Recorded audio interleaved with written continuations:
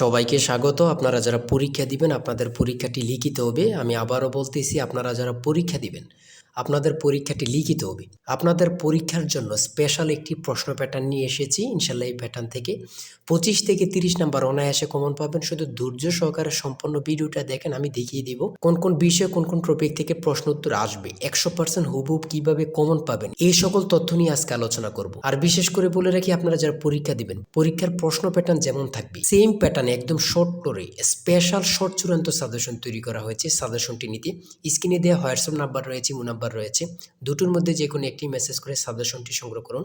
সাজেশনের মূল্য মাত্র 100 টাকা। আমি বলি অবশ্যই যারা যারা পরীক্ষা দিবেন প্রত্যেকে সাজেশনটি সংগ্রহ করবেন। যারা চাকরির কারণে, কাজের কারণে অথবা পড়ালেখা একটু দুর্বল, প্রত্যেকে সাজেশনটি সংগ্রহ করবেন। ইনশাল্লাহ আপনারা পরীক্ষায় পাশ করবেন। আমি আবারও বলি, একদম শর্ট স্পেশাল চূড়ান্ত সাজেশন পাবেন। আমাদের সাজেশনটি পড়লেই যথেষ্ট। সাজেশনের বাইরে আপনাকে আর কিছুই পড়তে হবে না। আমি মূল কথায় চলে আসছি। প্রথমে থাকবে কি, এখানে প্রথমে থাকবে সাধারণ জ্ঞান। যেমন এখানে রয়েছে বিদ্রোহী কবিতার রুচিও থাকে, কাজী নজরুল ইসলাম। কতটা গুরুত্বপূর্ণ শুধু আপনারাই বুঝতেছেন। রবীন্দ্রনাথ ঠাকুর কত সালে নোবেল পুরস্কার পান, এটা কত গুরুত্বপূর্ণ আল্লাহ ছাড়া কেউ জানে না। 1913 সালে কত পরীক্ষা আসছে, সেটা আল্লাহ ছাড়া কেউ জানে না। 3 নম্বরে রয়েছে বাংলা সাহিত্য। সাহিত্য সম্রাট বলা হয় কাকে? বাংলা সাহিত্যে সাহিত্য সম্রাট কাকে বলা হয়? বঙ্কিমচন্দ্র চট্টোপাধ্যায়কে। তারপরে রয়েছে 4 নম্বরে বাংলা ভাষায় প্রচলিত 2টি চীনা শব্দ লিখুন। চীনা শব্দ লিখেন, অর্থাৎ আমরা যে ভাষাগুলো প্রতিনিয়ত বলতেছি এই 2টা ভাষা, যেমন চা, চিনি, যেমন এগুলো আমরা মনে করতেছি অনেকে যে এগুলো বাংলা না, এগুলো বাংলা শব্দ না, এগুলো হচ্ছে চীনা শব্দ। ঠিক আছে। বাংলা ভাষায় শব্দসমূহ অর্থ অনুসারে কত প্রকার? 3 প্রকার। বাংলা ভাষার শব্দসমূহ অর্থ অনুসারে কত প্রকার? 3 প্রকার। সন্ধি বিচ্ছেদ থেকে থাকবে। দেখেন, সন্ধি বিচ্ছেদ থেকে আমি যে প্রশ্ন উত্তরগুলো নিয়ে এসেছি এগুলো খুবই গুরুত্বপূর্ণ, আপনাদের পরীক্ষা আসবে। ঠিক আছে। সন্ধি বিচ্ছেদ থেকে দেখেন হিমালয়, গবেষণা, পরীক্ষা, দিগন্ত, এখান থেকে আপনারা 2 মার্ক কমন পাবেন। এই সন্ধি বিচ্ছেদ থেকে আমি বলে দিলাম। তাই বলি অবশ্যই আমাদের চ্যানেলটি সাবস্ক্রাইব ও পেজটি ফলো দিয়ে রাখবেন। কেন? পরীক্ষার নোটিশ, পরীক্ষার রেজাল্ট, পরীক্ষার প্রশ্ন সমাধান, যাবতীয় সকল তথ্য সবার আগে আমরা ভিডিও আপলোড দিয়ে রাখি। আপনি যদি চ্যানেলটি সাবস্ক্রাইব, পেজটি ফলো দিয়ে রাখেন, সবার আগে চলে যাবে আপনার কাছে নোটিফিকেশন।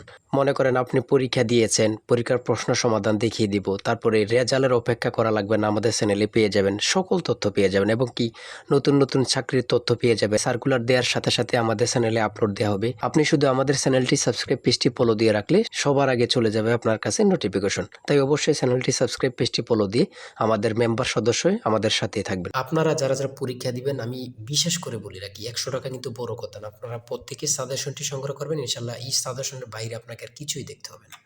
তারপরে কারক ও বিভক্তি নির্ণয় করুন। কারক ও বিভক্তি নির্ণয় করুন।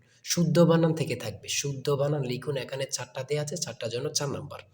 এক কথায় প্রকাশ করুন, আল্লাহকে বিশ্বাস করে না যে নাস্তিক। চিরকাল, দরিয়া স্থায়ী, চিরস্থায়ী। এখানে প্রত্যেকটা প্রশ্ন খুবই গুরুত্বপূর্ণ। অর্থসহ বাক্য রচনা করুন। প্রত্যেকটা প্রশ্নের মান কিন্তু 1 করে। ঠিক আছে। তারপরে ট্রান্সলেট থাকবে। আপনাদের পরীক্ষায় ট্রান্সলেট থাকবেই, 100% শিওর ট্রান্সলেট থাকবে। ঠিক আছে। এখানে ট্রান্সলেটগুলো দেওয়া রয়েছে, খুবই গুরুত্বপূর্ণ। ঠিক আছে। তারপরে থাকবে আপনাদের শর্ট করে একটি প্যারাগ্রাফ থাকবে। শর্ট করে একটি প্যারাগ্রাফ, অথবা 5টা সেন্টেন্স লিখতে বলবে, অথবা 7টা সেন্টেন্স লিখতে বলবে। যেমন মাই কান্ট্রি সম্পর্কে লিখতে বলছে, এখানে প্যারাগ্রাফ থাকবে। এই প্যারাগ্রাফটা পারলে আপনাদেরকে 5 নাম্বার দেওয়া হবে। ঠিক আছে। এখানে কিন্তু সমাধান সহ দেওয়া আছে, আর আমাদের প্রত্যেকটা প্রশ্নের সমাধান, ব্যাখ্যা ও সমাধান সহ পেয়ে যাবেন। আসল শর্ট চূড়ান্ত সাজেশনটা কিন্তু এই নাম্বার হোয়াটসঅ্যাপ, ইমো আছে, ওখানে মেসেজ করে সাথে সাথে সংগ্রহ করুন। এদিক দিয়ে কিন্তু প্যারাগ্রাফটা সমাধান সহ দেওয়া আছে, আপনারা দেখে নেন। মেক সেন্টেন্স, এখানে 5টা দেওয়া আছে, 5টার জন্য 5 নাম্বার। প্রিপোজিশন থেকে থাকবে। আমি বারবার বলে রাখি, ইংরেজি পার্ট থেকে প্রিপোজিশন থেকে আপনার থাকবে।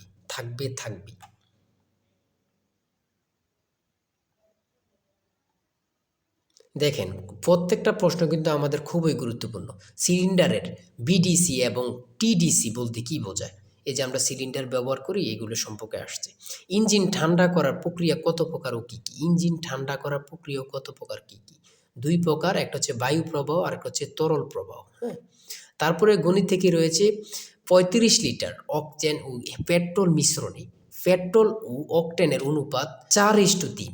এতে আর কত অকটেন মিশালে পেট্রোল ও অকটেনের অনুপাত 4:5 হবে। এখানে প্রত্যেকটা প্রশ্নের কিন্তু সমাধান সহ দেয়া আছে, ব্যাখ্যা সহকারে সমাধান সহ দেয়া আছে। জ্বালানি তেলের মূল্য 25% বৃদ্ধি পাওয়ায়, এই প্রশ্নটা কত পরীক্ষায় যে আসছে আল্লাহ ছাড়া কেউ জানে না। বৃদ্ধি পাওয়ায় তেলের ব্যবহার এমনভাবে কমানো হলো যেন তেল বাবদ ব্যয় বৃদ্ধি পেল না। গাড়ির মালিক তেলের ব্যবহার শতকরা কত কমালো? এখানে দেখছেন কতটা গুরুত্বপূর্ণ। এখানে কিন্তু সমাধান সহ দেওয়া আছে, আপনারা দেখে নিন। প্রত্যেকটা গণিত প্রশ্নের মান কিন্তু পাস করে, প্রত্যেকটা গণিত প্রশ্নের মান কিন্তু পাস করে, ঠিক আছে। 20 নম্বরে রয়েছে বাংলাদেশের দীর্ঘতম নদীর নাম কি? খুবই গুরুত্বপূর্ণ। বাংলাদেশের দীর্ঘতম নদীর নাম হচ্ছে পদ্মা। জনসংখ্যা বিবেচনায় মুসলিম বেশি, ক্ষুদ্রতম দেশ কোনটি? মালদ্বীপ। আপনাদের পরীক্ষায় এটা আসবে, যান বলে দিলাম।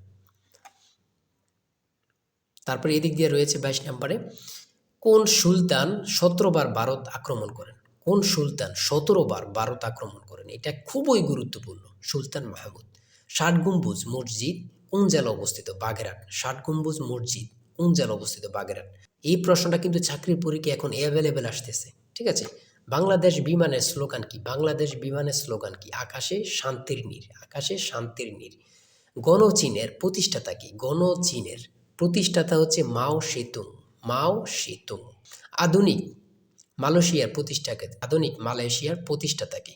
Mahathir Mohamad, Mahathir Mohamad. BRTA, BRTA এর পূর্ণরূপ কি?